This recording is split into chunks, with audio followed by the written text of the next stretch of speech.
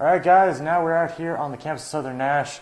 As customary, we are in the offices here with the nice overlook of the grounds here at Southern Nash, Coach Brian Foster. And as you were telling me earlier, this is actually, there's a man going on. I don't know if you can see him behind us. This is the third time you guys have cut this field today.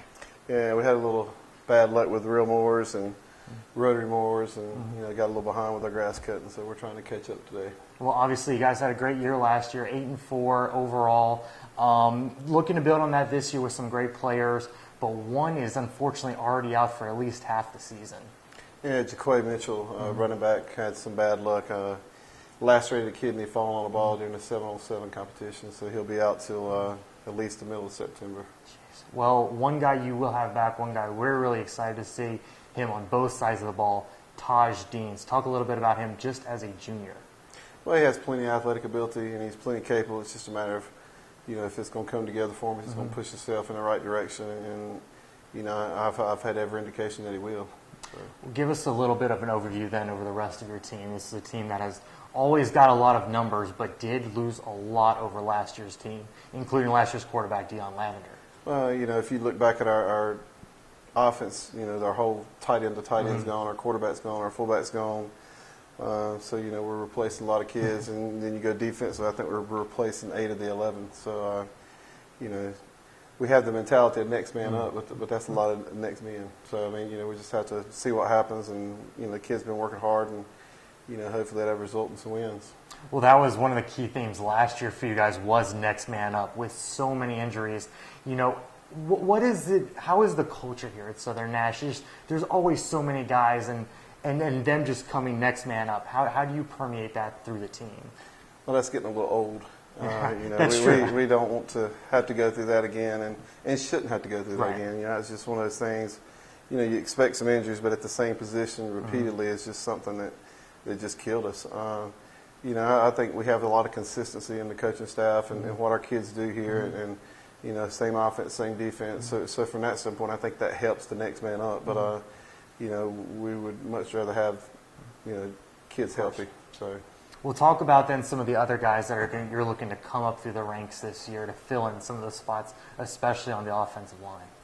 But, I really don't want to single out anybody. I want to go into these first few practices and give everybody a fair shake at it. And we got some JV kids coming up that had good years last year, and hopefully they can step in and fill some shoes. But we lost some big, strong kids that were really good athletes.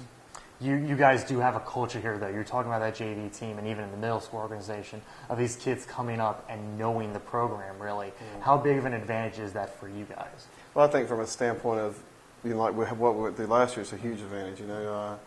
It's hard to go into something and not have a prior knowledge of it. And I think that's helped us tremendously as far as, the kids understanding what we want offensively, defensively, and it's been consistent over the last 18 years. You guys have had, unfortunately, a lot of injuries, and hopefully that luck will turn around some this year. But one of the things is, and whether that's just from bad luck or just the game itself, one thing that has been a talk everywhere is limiting hits and trying to keep kids safer. Do you have any thoughts on that and just how that could impact the high school game? We tried to do that last year. We was just unfortunate. Grant Jones' first game planted his leg just perfect, and just had the perfect hit. Right. I've talked to doctors, talked to strength and conditioning coaches about things we could do, and it's just when you watch film, it's just one of those situations that if you get in the right position body wise, it's going to happen. So we're trying to just keep working and avoid some of those hits in practice and see what happens. Well, hopefully those are avoided this season. Right now we're going to want to take a look at 3 of your big games coming up this year, 1 non-conference and 2 conference games. I think the non-conference game, it was easily one of our games of the year last year that we did over in Tarboro, and now the Tarboro Vikings are coming here to Southern Nash. Talk about what kind of game that is and just 2 big programs in our area clashing like that. I think there's a lot of football before we play Southwest. Before we play Tarboro, open up with Southwest, who I think is going to have a really strong team. And our first 3 games are on the road. Yes. It's each team, it's their first home game. So we got some big challenges. But the Tarboro game would be a fun game. I'm sure they want to come in here and repay us for what we did last year. And Coach Craddock and I are good friends and have joked about it. But whatever happens when the game's over, we'll walk across the field and shake hands and get ready for the next year. Oh, that's great. And two more conference games we want to talk about. Obviously, one of the big turning point games for each team, I think, last year was the game against Rocky Mount. And now, again, you're going to have them here, back at this place. So just think about Rocky Mount against Southern Nash. Rocky Mount's just hard to match up with athletically. In the skill positions, they give us a hard time. They spread the field. And Jason does a good job with the guys. So, we'll do what we can and try to stay around at the end and see what happens. And I think what could be one of the most fun games this year, Fike versus Southern Nash. Fike seems like there are going to be a lot of people's picks to take this conference. How is that game going to go, do you think? Well, they got some good skilled people back, and they should be picked to win the conference. But I think people have seen in past years, you don't go by picks. Any team in this conference is plenty capable, and that's from top to bottom. Talk about how, just before we end up here, how the conference being so strong either helps or hurts your team as you try to make a run to the playoffs. I mean, if you can get through our conference, you can beat anybody. And I think that's been proven since the 90s. It's not just the last 4 or 5 year kind of deal. It's been for the last 20 years. This conference is a tough conference. If you can manage to get through it and get in the playoffs, you're really not going to play a better team. And, that makes you feel like you got a chance no matter what.